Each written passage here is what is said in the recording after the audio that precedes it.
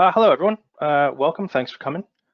We appreciate you guys taking the time to come and view the session, and we hope you get some value from the presentation that we're going to provide this morning.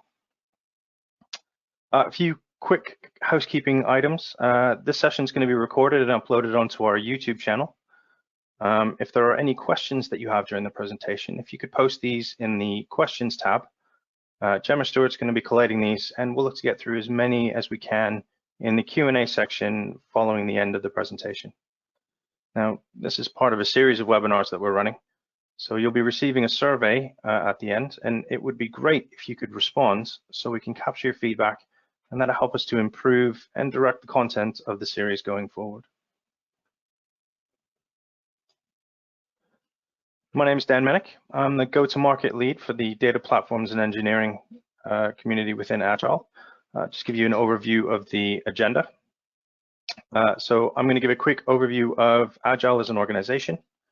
We'll have a look at some of the insights that we get through our work with Gartner and with our clients. I'll look at some of the applications that we're seeing for streaming capability with our customers in the financial services sector. And I'll hand over to Tom Richards, who's going to look in a bit more detail at our design approach, including the logical processes and how we use AWS and StreamSets technology to execute on these logical processes. Finally, one of our consultants, Suman Adusmili, will walk us through a demo of how the technology works using an example based on our experience with one of our customers. And following a quick summary, we'll try to get through some questions before we close. But any questions that you've got will be captured, and we'll follow up with these directly offline following the close of the session. So please do keep those questions coming.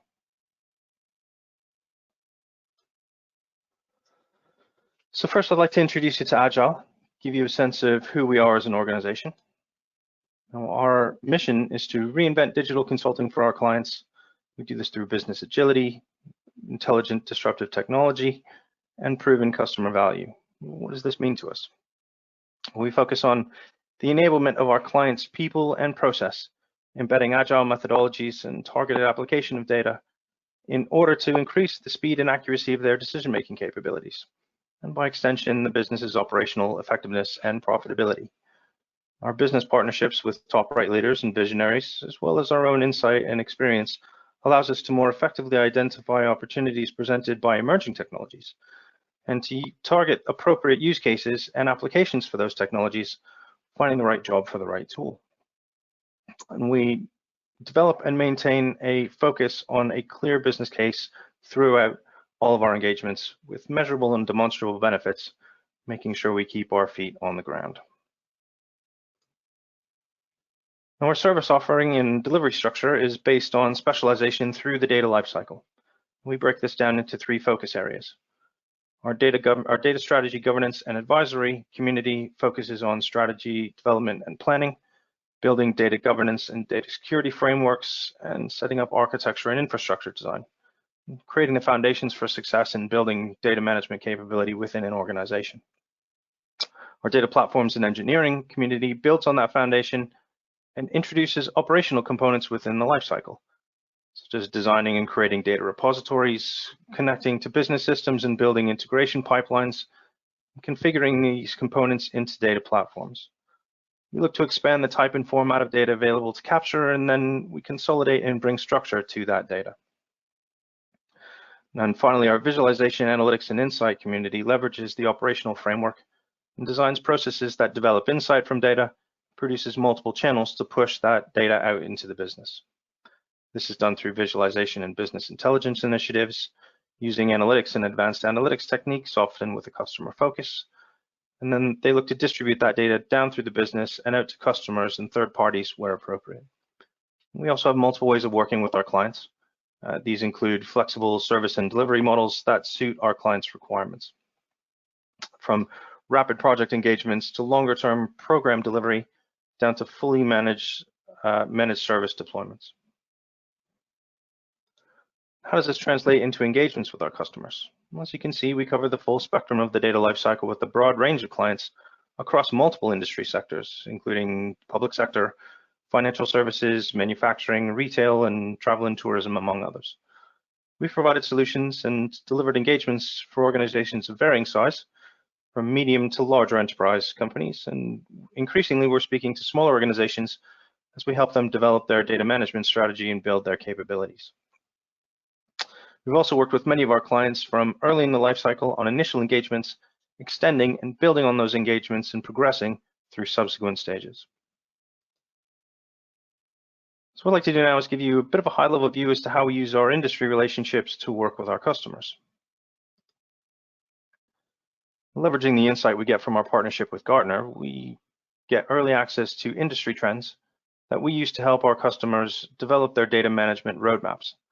We use a balance of avoiding risk through the use of tried and tested technology, and to where early adoption of emerging technology can capitalize on opportunities and drive advantage for the organization. Then we use our relationship with technology vendors like AWS and StreamSets and Informatica, and we slot applications into the roadmap that cover relevant technologies to suit requirements and drive return on investment in data management solutions. And we're able to leverage those relationships to help optimize our customers' costs with those vendors. And today, specifically, we'll be looking at event stream processing as well as augmented data management technologies. And we partner with organizations like StreamSets and AWS who help us deliver on those. So let's look in a bit more detail at what we're seeing in the market in terms of how streaming capability is used within the financial services sector. We'll try to provide some color around how that capability is helping our clients to monetize their data.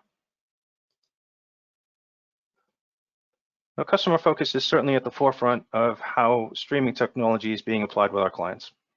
The ability to capture customer behavior, extract and use that data to maintain visibility of individuals across a large customer base is critical to our clients' investment in this area. One such capability we've worked on developing has been to provide advanced customer engagement capabilities.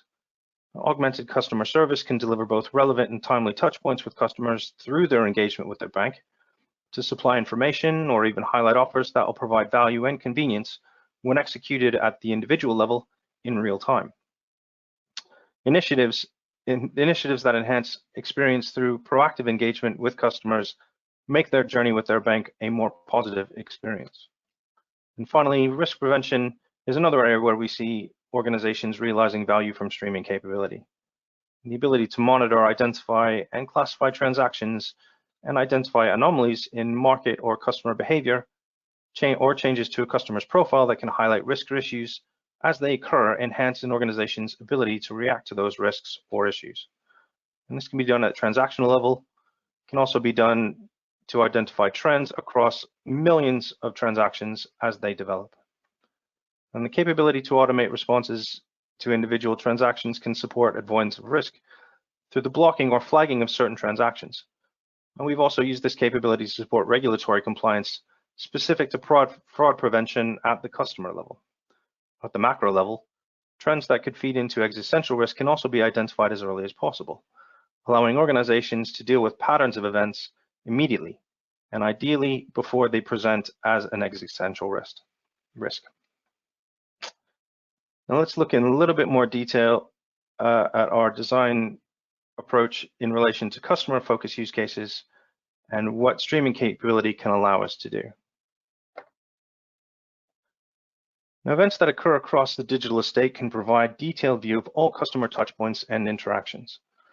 This allows us to monitor customers' data profiles across multiple characteristic types.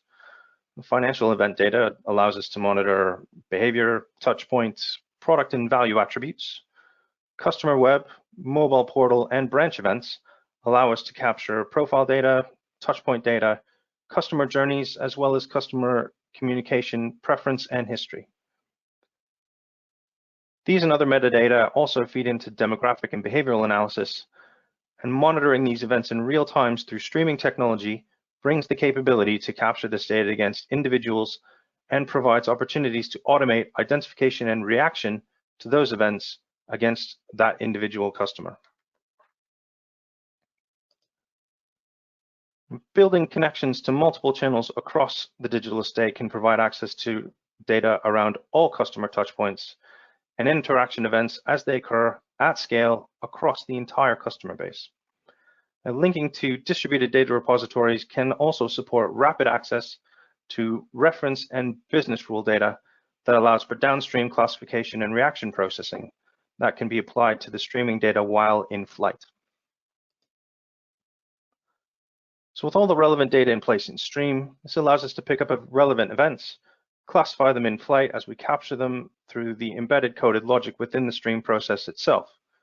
Going back to some of the earlier use cases we discussed, we can highlight risk prevention, transactions that need to be captured for regulatory compliance. We can flag customers progressing through their journey with the organization across business units that include accounts, loans, insurance, and mortgage products. We can also capture changes to customer profile details, and these can be used to update demographic analysis. And the final piece in the puzzle is to introduce logic that will identify and compile a composed response with each classified event. Connectivity to downstream data repositories, communication, and other governance systems can be configured, giving the streaming platform an output channel for these response events, and the system can trigger automatically. This can include responses that sit within or can be pushed outside the firewall to customer themselves. And system-to-system integration can be used to update customer characteristic data or feed into commercial or marketing repositories and initiatives. So I'm going to hand you over to my colleague Tom Richards, who's going to walk us through how we design how we look at our approach to how we design the customer data platform itself. So I'll hand it over to you now, Tom. Okay, good morning, everyone. Thanks for that, Dan. So my name is Tom Richards.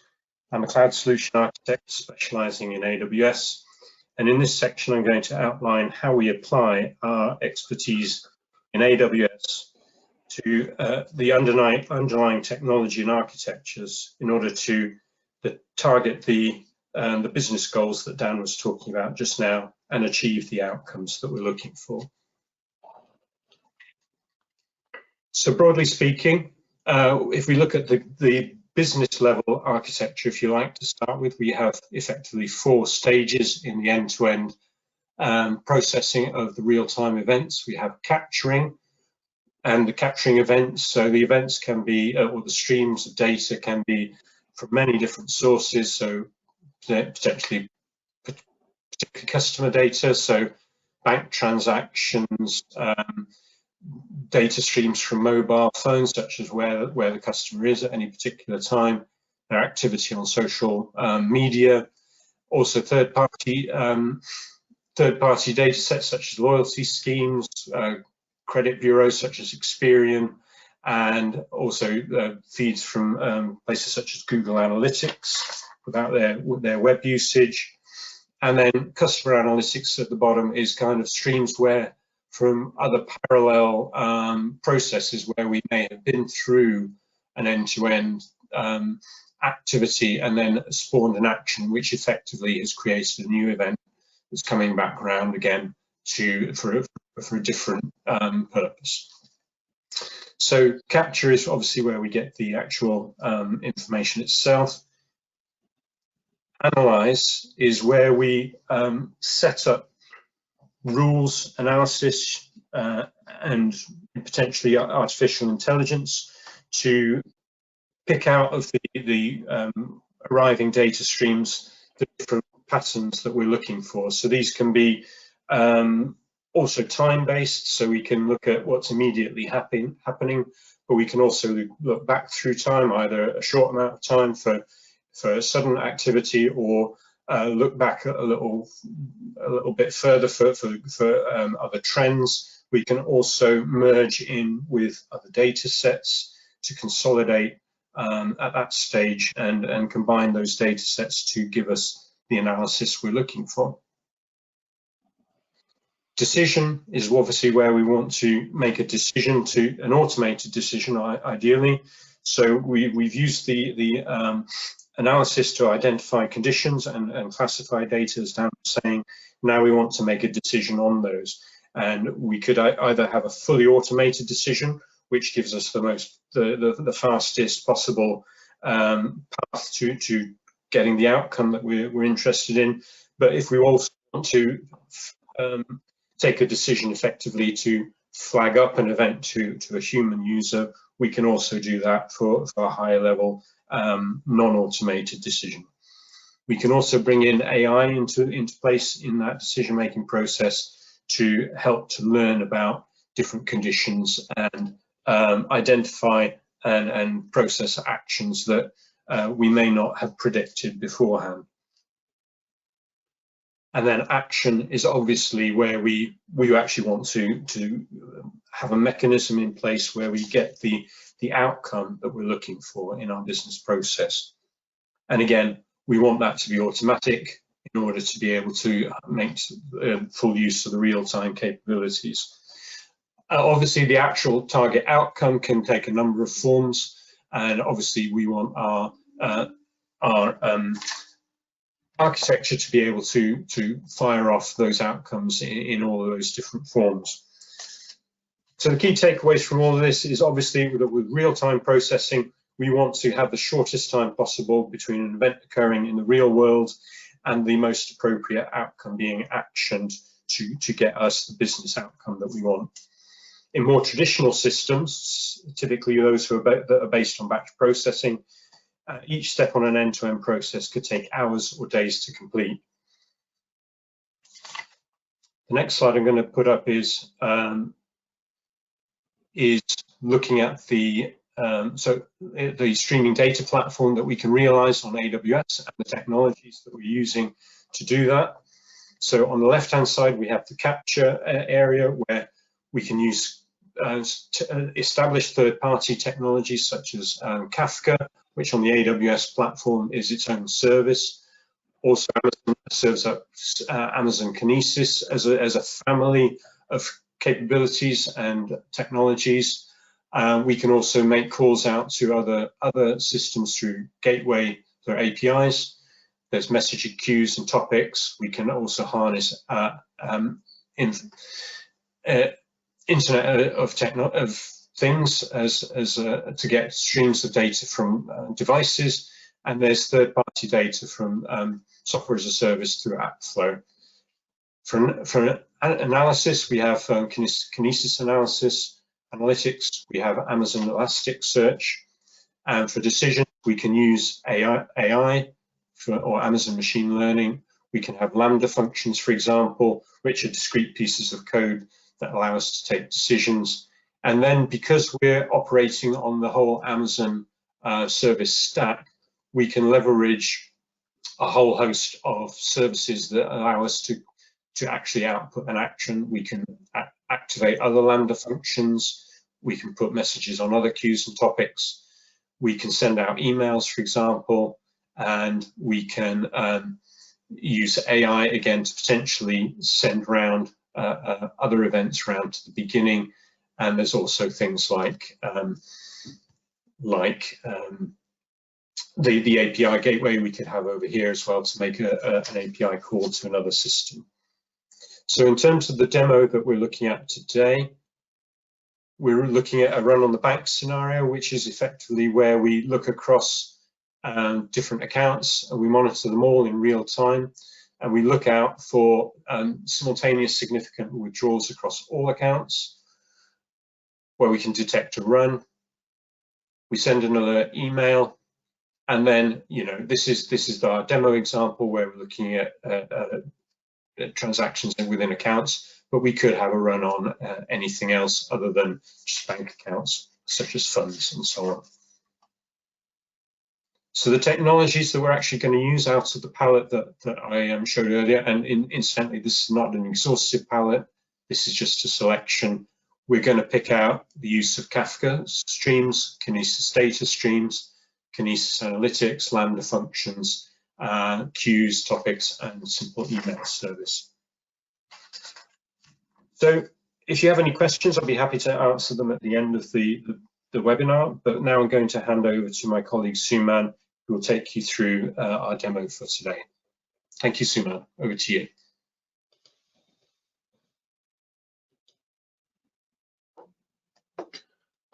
Thanks, Tom.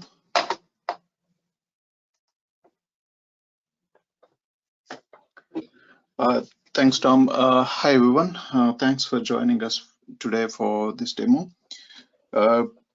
My name is Suman Arsmili, and I'm a consultant at Agile Solutions. I'm an experienced data engineer. In today's demo, we're going to demonstrate using multiple services within AWS space for the scenario run on bank.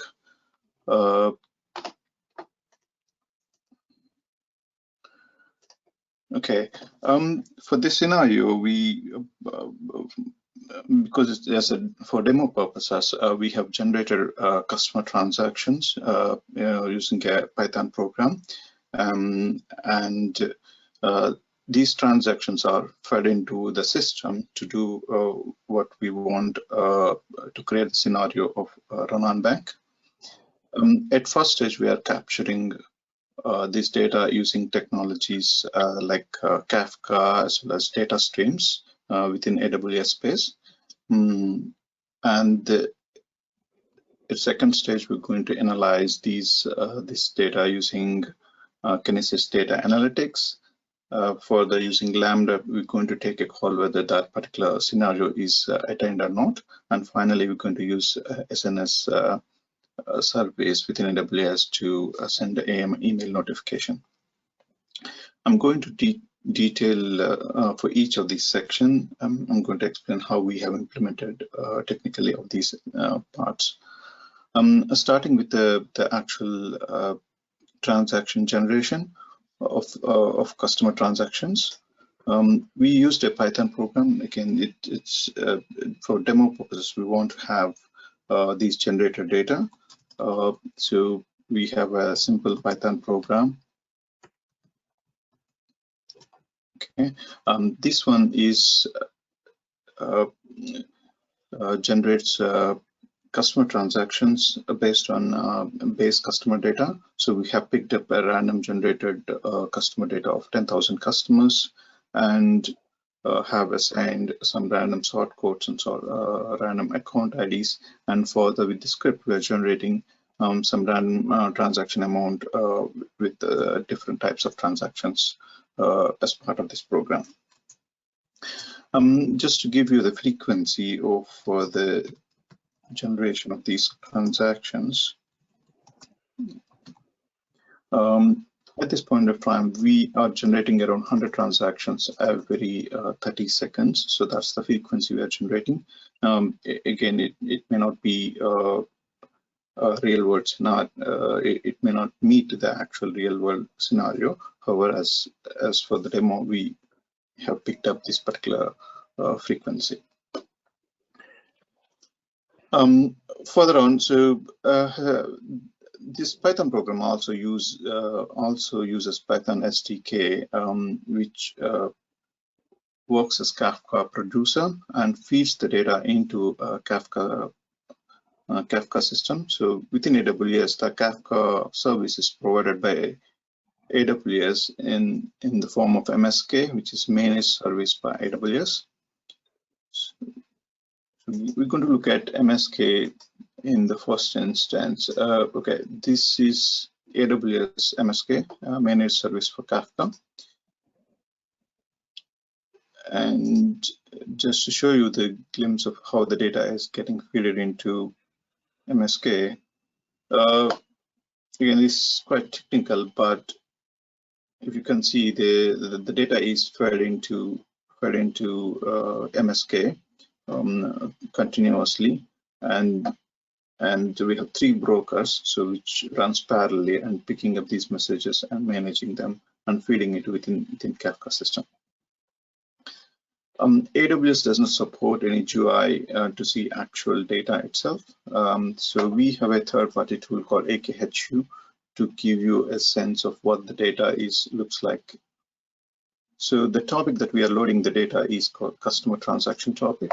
And to show you the data, okay, so that's the actual data. Each transaction that has account number, sort code, the the transaction amount, in case it's 283 pounds, and that is ATM debit transaction. So that's a transaction type. And of course, you can also see when the actually event happened, which is which gives the time of the transaction. Now, once the data reaches the Kafka system, so we used a Lambda function as a Kafka consumer, and then we fed this data into Kinesis data streams. So the second stage, as I said, is very simple Lambda function, and which picks up the data from Kafka and feeds into data stream. And if I can see the actual running of this Lambda function, so you can see it's running continuously. It's feeding the data from Kafka to data streams continuously, and you can see on the left-hand side, you can see the invocations. Essentially, depending on the volumes coming from the source, Lambda function triggers in multiple threads and feeds the data into data stream. So that will allow the system to run on real time. So there is no lag just because we have higher volumes at a particular time. So once we have received the data into data stream, then further we are feeding the data into data analytics, and where we're going to do some analytical functions to see if this data is actually something we need to take an action. So at the next stage, this is this is how it looks, the data analytics service. And within that, as I told you, the data stream which we have seen earlier is taken as a source. And further, we're going to have some real-time analytics, which I'm going to show you a little later. And then we are sending the data, whatever the result, into a Lambda function. That's where we're going to take a call. We're going to take a decision whether the data is fit for any notification or not. So within data analytics, so it's a simple, within data analytics, there are different two types of analytic functions that we can do. So this is SQL based, and we also can use data analytics service using Flink, where we can use Java or Python to do these analysis. In this particular scenario, we have used SQL. You can see some simple queries in there, and to show you the results. In this case, this particular streaming function, analytical function, is actually keep on feeding the data back, and you can see that there's every 1 minute you can see there are some count of transactions are happening, and it can also see from which time the transaction actually happened. And this information will give me information to take in the next stage to decide whether I can send a notification or not. And data analytics function also gives an opportunity to create multiple logics. So, for example, I have a different query within that, which actually looks at the transaction type, the number of transactions, total transaction amount as well. So it's just not confined to specific number of transactions. We can take multiple queries to consider different options and can take a call on particular scenario to be returned for the notification. And the next, as I said, we have used Lambda function to decide whether we can send the notification or not.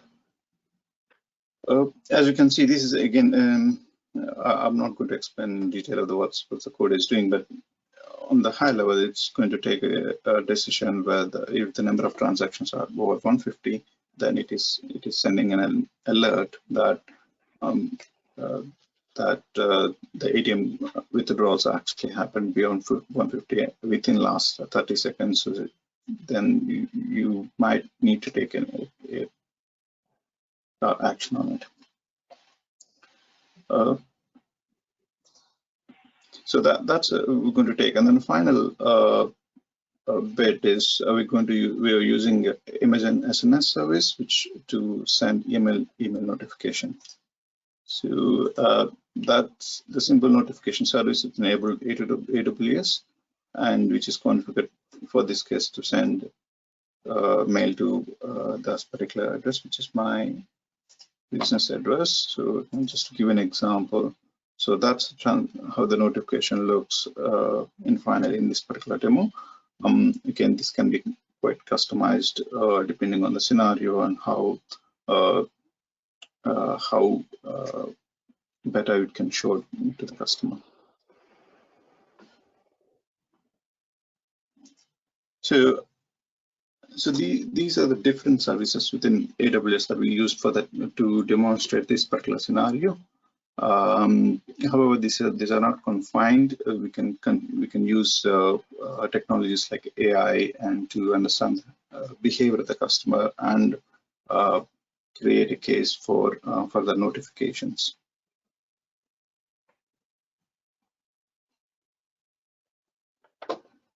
That's all from me for demo. Over to you, Dan. Thank you.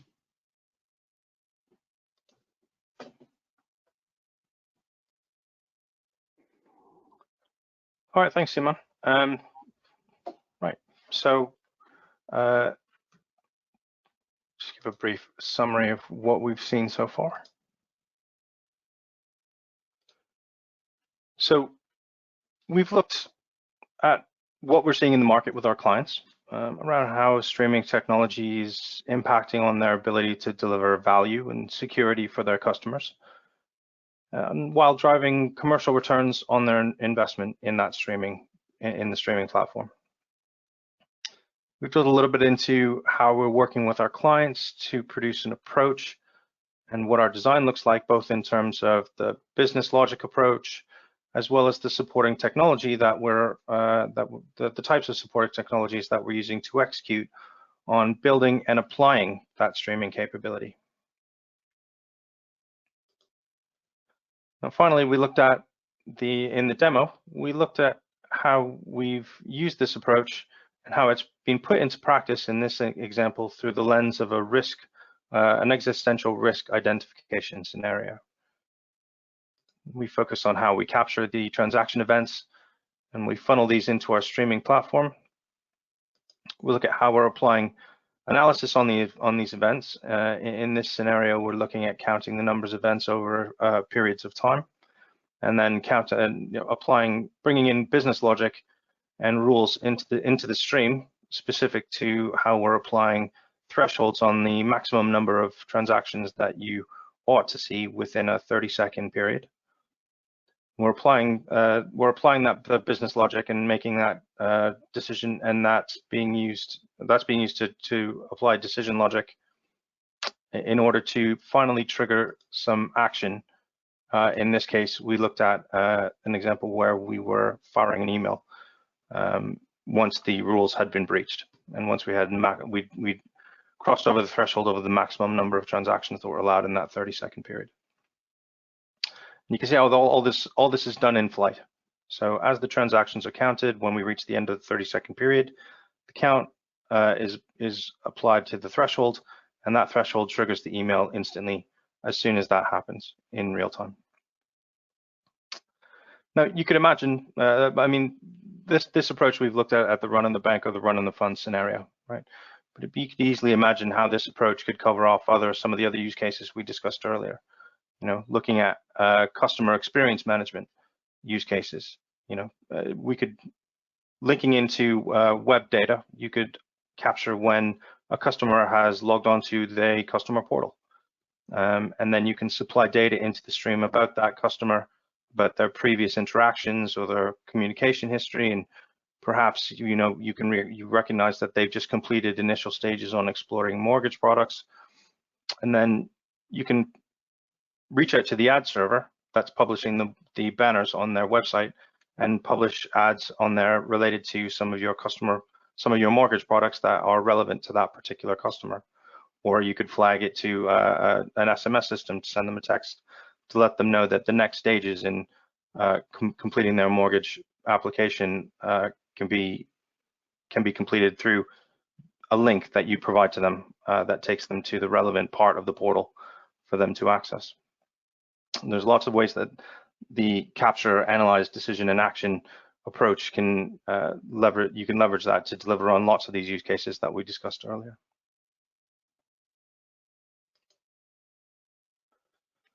So I think we'll move on to, we've kind of come out of the end of the presentation part of the section. I think, Gemma, do we have any questions that have come through? Yeah, I've had a couple. The first one is, with the demo being based on AWS, how different is the architecture on Azure or Google Cloud Platform? I think, Tom, do you want to weigh in on that? Okay.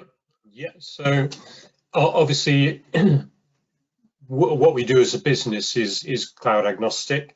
So our expertise reaches across multiple cloud platforms.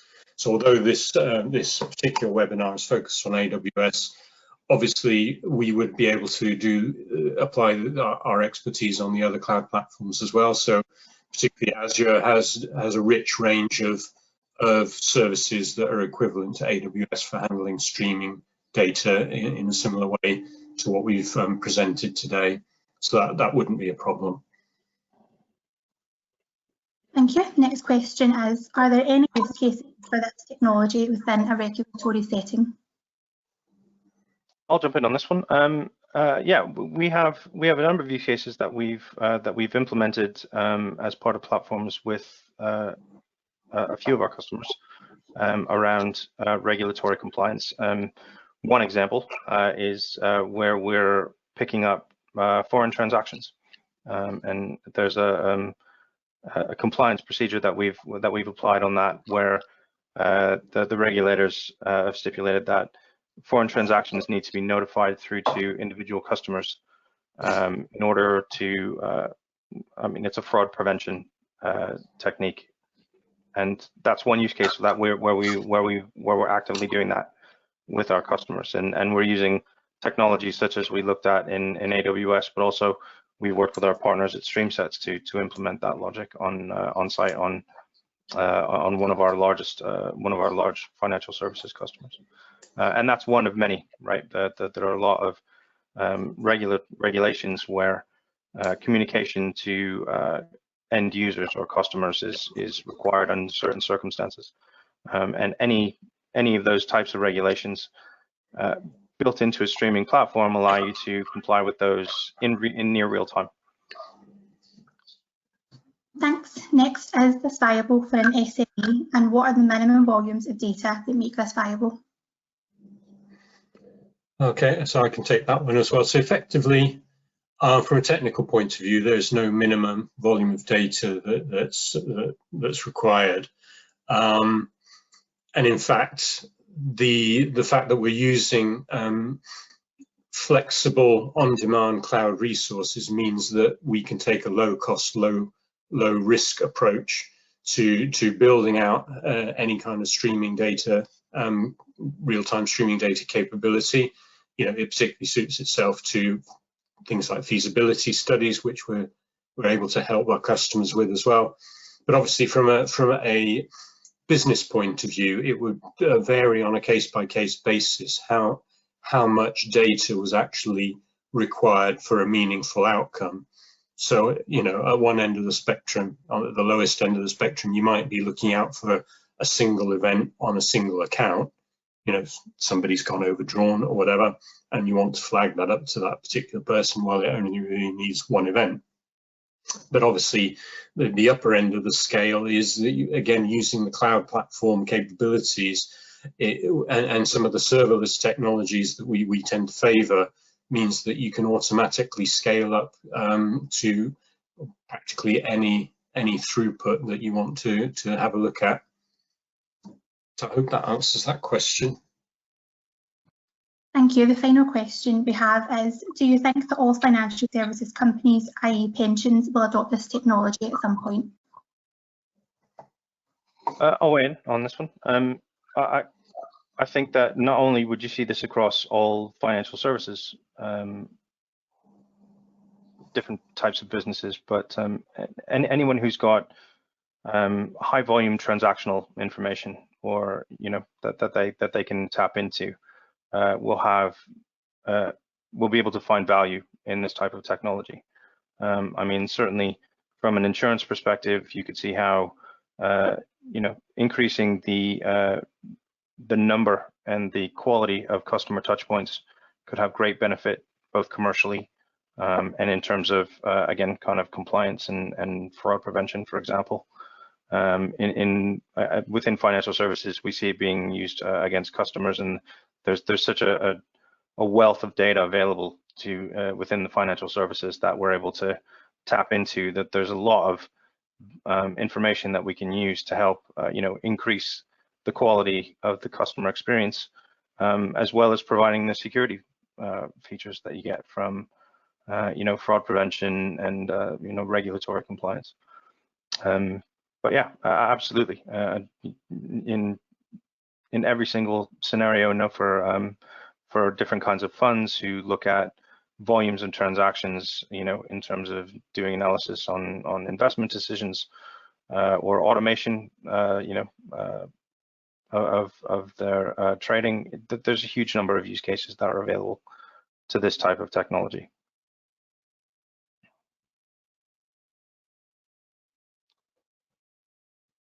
I'm assuming that's any other questions that we have? No, that's all. Okay, great. So yeah, if you've got any questions on anything that you've seen today, any of the technologies that we've demonstrated or any of the concepts that we've discussed, please don't hesitate to reach out. We've got contact details on there for Steve Whiting, who's our COO, myself, and Tom. And please, reach out directly if you have anything that you want to discuss in any of these areas where we can maybe help with understanding or help you to get started on the journey or progress through journey with streaming technology. You can find us on LinkedIn, and as we discussed earlier, this video, as well as some of the other webinars that we've produced, are loaded up onto our YouTube channel. So I'd encourage you to go have a look on that. And with that, we'll close the presentation. So thanks everyone again for joining, and appreciate the time, and hopefully we'll speak soon.